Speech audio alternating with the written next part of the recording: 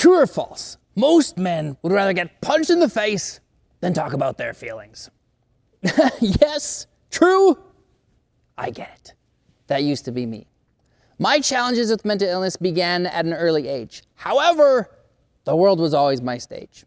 What people saw on the outside was very different than what was taking place on the inside. Because on the outside, people saw the person who was president of the school, athlete of the year, national scholarship recipient.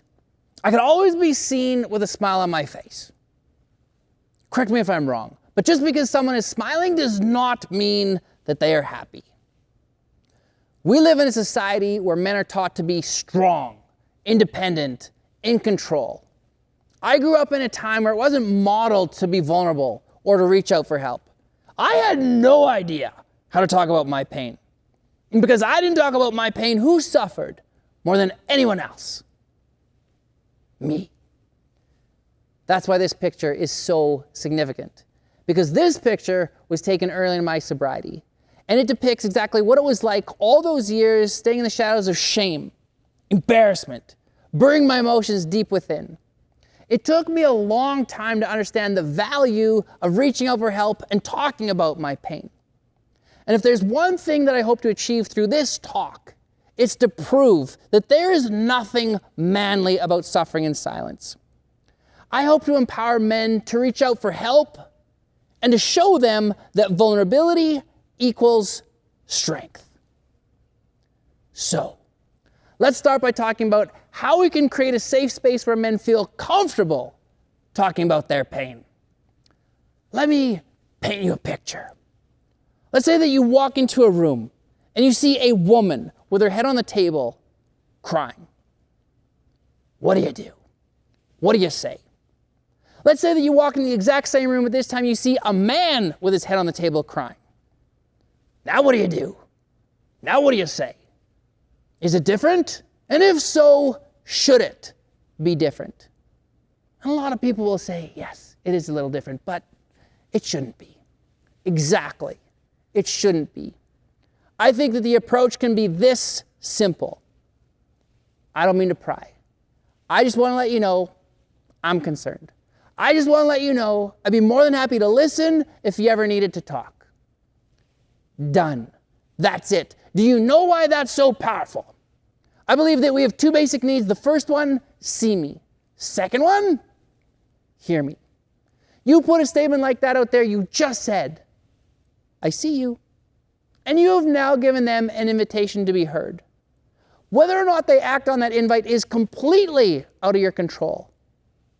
But they now know that there's a place that they can go to when they're ready to talk.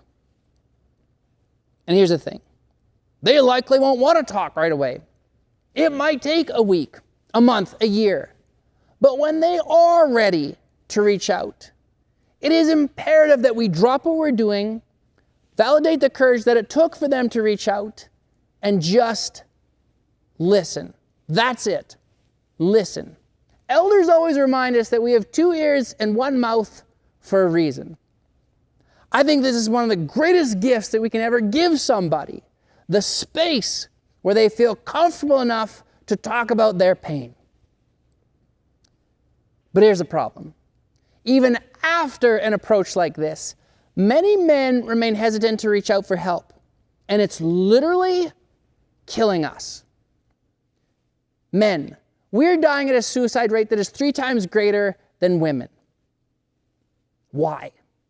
Why is it so difficult for us as men to reach out for help? That's what I wanted to figure out. So in my latest book, Mental Health, It's Time to Talk, I did just that. And I sat down with a lot of men who have persevered through various challenges related to mental health. Together, we explored what it meant to be a man. We identified barriers that prevented us from reaching out for help, and we smashed through them in the hopes that the next generation of men wouldn't have to fight so hard. One of the men that I interviewed was Murray Drew. Murray used to always say, I would rather die than ask for help. I'd rather die than ask for help.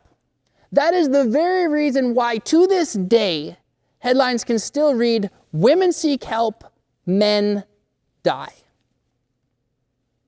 Eventually, Murray's wife, her name was Bev, gave him the ultimatum: see a doctor or see yourself out the door. What does Murray choose? Initially, Murray chooses the door, and he spends 3 nights living in a motel until he finally realizes, this sucks. I miss my wife. I miss my kids. And finally, he was able to get himself the help that he so desperately needed. But why does it have to get to that point for so many men? Oh, that's right. Stigma. What will people think? Will they be perceived as weak, lesser than, incompetent in their place of work? Here's what I found interesting. Every single man had similar fears, but what they thought was going to happen did not happen. When they were finally able to reach out to a person of trust, they were not met with judgment. It was the complete opposite. They were met with compassion and, dare I say, love. More importantly, every single man said that when they were finally able to talk about their pain, they felt free, liberated, like they no longer had to hide behind that proverbial mask. That's what it's all about. Circling back to Murray, when he was eventually able to return to his place of work as a university professor, he said this: I am done with the silence. And on that first day, standing in front of his students at the age of 64, he spoke openly about his challenges with mental illness. Now, when you see someone being vulnerable, what does that do? Vulnerability breeds vulnerability. And just like that, other students are approaching him with those 2 powerful words: me too. Connection. There is nothing more powerful, and I would argue nothing as sacred as someone's story. And nothing has the potential to shatter the stigma surrounding mental illness like someone's story. It was the same belief that helped compel me to start to share my story to strengthen the conversation around men and mental health. And I want to share another picture with you that is also very significant. Because this picture was taken when one doctor gave me a month to live if I didn't change what I was doing. No surprise. Because at this point, my life is fueled with alcohol, I'm a compulsive gambler, and I'm starting to have seizures almost every day. I was teaching at a junior high school, and I remember walking out of the classroom into the hallway, and I collapse. And I recall all of these students peering over me, and they're like, "Oh, Mr. Kaler, are you okay?" How do I respond? "Oh, yeah, no, I'm good." Once again, I smile. And what hurts my heart is I go back to that time and there wasn't a single person who actually understood the magnitude of my struggles. That was on me because I had a hard time letting people in. But often you will arrive at a place where you realize that if you want something different, you have to do something different. And the thing that helped me more than anything else is I started to surround myself with other men who spoke my language. And when I say that, what I mean is I started to surround myself with other men who had similar lived experiences. I got myself into bipolar support groups. I got myself into Gamblers Anonymous. I got myself into Alcoholics Anonymous. All of those experiences were incredibly difficult. It was embarrassing. But it was also liberating. Because as soon as I was able to sit in those rooms, I started to hear my story through their story. And just like that, I realized I wasn't alone. Hands down, the most difficult thing that I've ever had to do is I had to get myself into the Saskatoon Sexual Assault Center to attend a support group for other men who'd been sexually abused. I don't even have words to explain how hard that was for me, how much shame I felt. I was able to get myself into that room, and there was only one other man, And that did not help because I already understood that as men, we do not talk about this. And I remember sitting there when the group started. I tried to open up, I tried to share, and I couldn't. I just broke. And I just wanted to get the hell out of that room.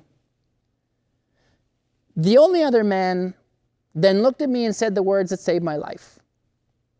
He said, "It's okay, Al. I get it."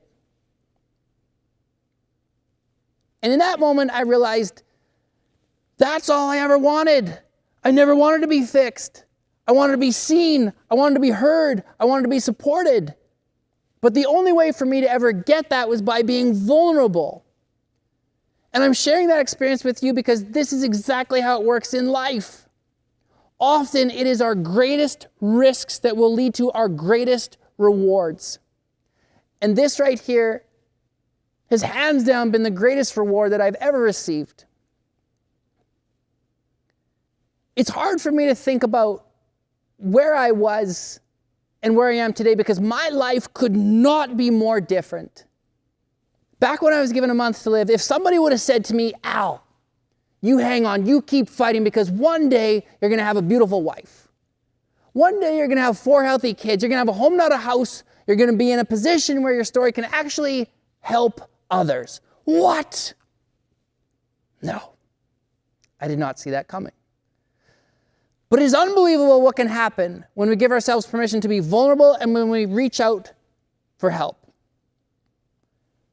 I know what it feels like to have lost my voice, and I know what it feels like to have found it.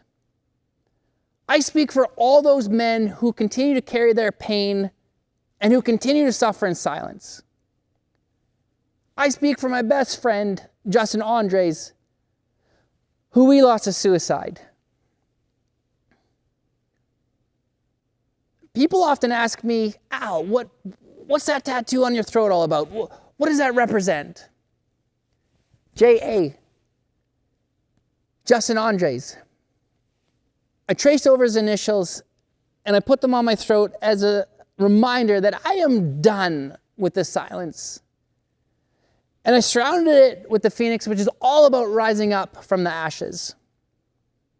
Together, we must rise. Together, we will rise.